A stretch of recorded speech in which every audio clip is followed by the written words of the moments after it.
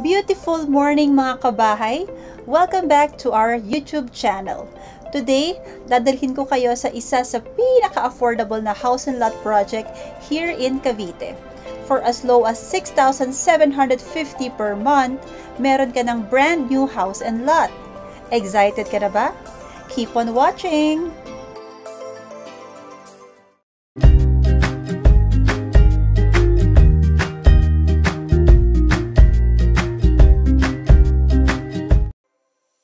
Welcome to Jasmine Duplex here in the Palm Residences in Tanza, Cavite. Today, I will tour you sa ating Jasmine Duplex.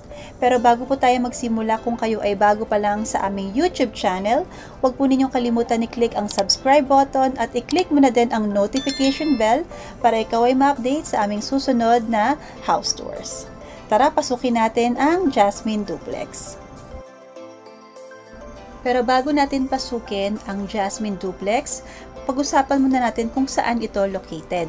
Jasmine Duplex in the Palm Residences is located in Barangay Calibuyo here in Tanza, Cavite. This project is about 40 minutes away from Metro Manila via Cavite Expressway. Ang project po na ito ay currently pre-selling, so ang turnover po nito is about 2 to 3 years from the reservation date.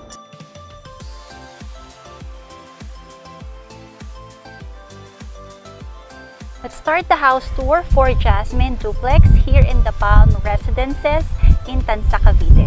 So this is the exterior facade of Jasmine Duplex. So pag sinabi po nating duplex, dalawang bahay po ito na magkadikit. Yan, but they have separate lot and separate property. Yan, ang differences lang po niya kay single attached is that the duplex are 2 units that are joined together in the firewall area. Yan. So, ito yung isang unit at ito po yung isang unit. Yan. So, yung ating pong lot area for the Jasmine Duplex is 58.5 square meters. And the floor area is the same with the single attached, which is 44.5 square meters. So, ano ba yung difference nila in terms of orientation? Yan. Since, like I said, the single attached is single, wala siya kadikit. The duplex are 2 units adjoined together, and at the same time, yung orientation ng carport. Yan. So, papapansin po ninyo, sa ating blocks ng puro mga duplex, after your unit, diba, ito yung unit ninyo and you have your carport here, yung next na unit is the carport ng kabilang unit. Kumbaga, hindi kaagad siya firewall. So this property, it's fully painted sa exterior, sa labas. Yan po yung ating Jasmine Duplex. Actual turnover po ito. Fully painted po tayo sa loob, sa labas, sorry. And then the decorative stone accents are included upon turnover. So may mga stone accents tayo sa gilid at sa harap. And yung ating pong roofing is made of steel roofing with gutter and downspout. Yan, kasama po yung ating downspout sa turnover. So, pasukin naman natin ang loob ng Jasmine Duplex. So, ito po ay typical na 58.5 square meters lot area and this is your property line. Yan po yung harap po ng bahay ninyo. Meron kang 1 carport at pwede ka rin maglagay ng mini garden. So, this is the location of your 1 carport. Pwede po kayo magpabakod kapag na-turnover na po yung bahay. Ito naman po yung ating main door. It's made of metal or steel door. So, this is the turnover of our ground floor. So, smooth cement finish po yung ating flooring for the ground floor. Yan. And yung ating pong walls are smooth cement finish as well. So, ito po kapag na-turnover po, pwede po kayo magpalagay ng kahit anong design ng tiles. Ito naman yung ating roof deck ceiling. So, ganyan na po yung turnover ng ceiling po natin. Ang kagandahan po ng ganitong bare finish is that you can freely design your home kapag na-turnover. Ayan. So, mapapansin po ninyo ang ating pong windows are made of aluminum frame sliding window. So, napakaaliwalas po ng bahay kung mapapansin ninyo, no? We have a window sa front at sa gilid at sa likod. Yun yung advantage if you get a single attach. Marami kang bintana, thus giving you more of ventilation and more natural light. Okay? So, this is the area for your dining and yung kitchen po ninyo ay nasa likuran. So, meron po kayong service area for the kitchen. Ayan, si Kuya. Hi, Kuya! So, this is the duplex. Ayan, pinapatag pa nila. So, yung kitchen po natin is complete. Ayan, may kitchen countertop po tayo na may tiles at may stainless na sink at may faucet po yan kapag tinurn over. Ayan. So, nakaabang na rin po yung ating mga outlets. So, ready na po yan. So, si Jasmine model po ay may 2 bedrooms and 1 toilet and bath. Ang toilet and bath po natin ay matatagpuan sa ground floor. Yan. So, this is the actual turnover of our toilet and bath. So, may tiles na rin po siya. Complete finish po tayo. May toilet bowl, may sink. Ayan, may tiles po yung flooring. And then, yung ating wall, may tiles na rin. Pero, hindi siya full. Yan. And then, you also have complete fixtures. May tissue holder, may shower. Ayan. Kayo na po magpapalagay po ng ceiling kapag na-turnover. Okay, so that's a turnover for our bathroom, and this is the full ground floor. Yan. So, sa itaas, pasukin din natin kung ano yung turnover natin. By the way, guys, yung ating hagdanan is made of concrete and steel. So, bakal at concrete po yung ating steps, at yung hawakan po natin and balusters are made of painted metal. So, semento po yung apakan po natin. So, matibay po ito. And then, yung ating pong second floor, ayan, silipin natin. Ayan, so this is the second floor of the Jasmine duplex. Ayan, so ang ating pong floor layout is open floor layout for the second floor. Magtataka po kayo kasi bakit walang partition. Ganun po talaga yung ating turnover. So, ang open floor layout po would give the buyer more freedom to design their own space. But typically, ang Jasmine duplex, kakasya po dito ang 2 bedrooms. So, ang partition po niyan ay nasa gitna, yung hatian, and you will come up with 2 windows for each bedroom. So, napakaaliwalas ng bahay, no? At ng mga kwarto. So, yung flooring po natin is smooth cement on the second floor, same as the ground floor.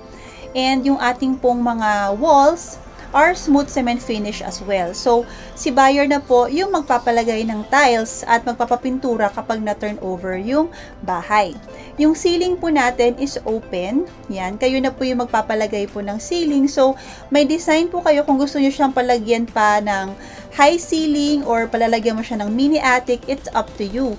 Po pwede po yun. So, si buyer na po talaga yung magde-design. Kaya po, minabuti ng developer na ganyan ang turnover natin. At ang kagandahan din po kasi nito, makikita mo talaga na dekalidad yung mga materyales kasi bare siya. Makikita mo yung mga materials na ginamit kapag na-turn over yung property sa'yo. Okay? So, yung ating pong windows, ma-appreciate mo na malalaki. These are aluminum frame sliding windows. Ayan. And this is the look of your another bedroom.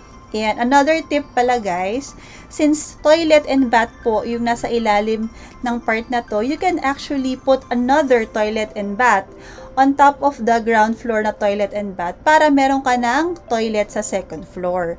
So, yan yung magiging location po niya. Si buyer na po yung magpapalagay. Optional, kung gusto po niya, papalagyan niya ng pintuan dyan kapag na-turn over na.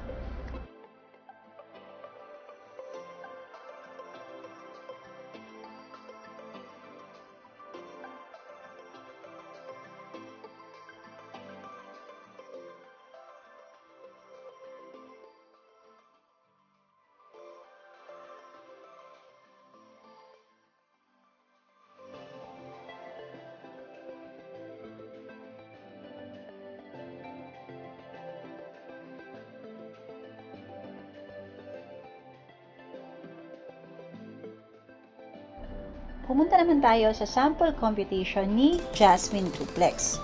Now, the total contract price for Jasmine Duplex is 1,710,000 pesos. This total contract price already includes the transfer of title cost, the processing fee through Pag-ibig, at lahat po ng legal miscellaneous fee ay kasama na po dito sa total contract price. Ngayon po ang ating pong financing is available only through Pag-ibig. Wala po tayong ina-offer na ibang financing. So ang loan value or ito po yung ilo-loan kay Pag-ibig, that is amounting to 1,595,000. Si developer po ang magpa-process ng inyong loan kay Pag-ibig. So hassle-free po ito kay buyer kasi ang gagawin lang po ninyo is to submit all the requirements needed with the developer para ma-process ang inyong loan. Ngayon, magkano po yung inyong unang babayaran upang makareserve po ng unit? So, ang babayaran po ninyo for the reservation fee is 7,000 pesos. Napakamura nito guys for a house and lot. Kaya i-grab na ninyo kasi mabilis maubos ang Jasmine Duplex. Now, after you pay your reservation fee, you will start with your down payment. So, ang down payment po natin is 108,000 pesos na maaari po ninyong bayaran ng installment or hulugan at zero interest. So, wala po itong interest. So, ang monthly down payment or yung monthly cash layout po ninyo is 16 months is 6,750 pesos. Guys, napakamura nito for a monthly down payment for only 6,750. Para ka lang nangungupahan, di ba, sa sobrang baba. Magsisimula ang iyong monthly down payment 30 days after you pay your reservation fee. Ngayon, kapag na-approve na po kayo kay Pag-ibig, ang inyo pong monthly amortization for 30 years to pay ay 9,950.72. So, napakamura pa rin po niya guys kasi less than 10,000 pesos pa rin ang inyong monthly amortization. At sa pinakahuli, para po tayo ay ma-approve for this monthly amortization, ang ating pong net disposable income or yung ating pong sahod kada buwan should at least be 33,169.07. Paano kung hindi po sapat yung aking sweldo? Huwag ka mag-alala dahil po pwede kang kumuha ng co-borrower. Ang co-borrower po ay po pwedeng kamag-anak or kaibigan or hindi po required na relative. So, anybody can be your co-borrower to avail a housing loan in Pag-ibig. So, ayan guys. Thank you so much for watching our house tour for Jasmine Duplex.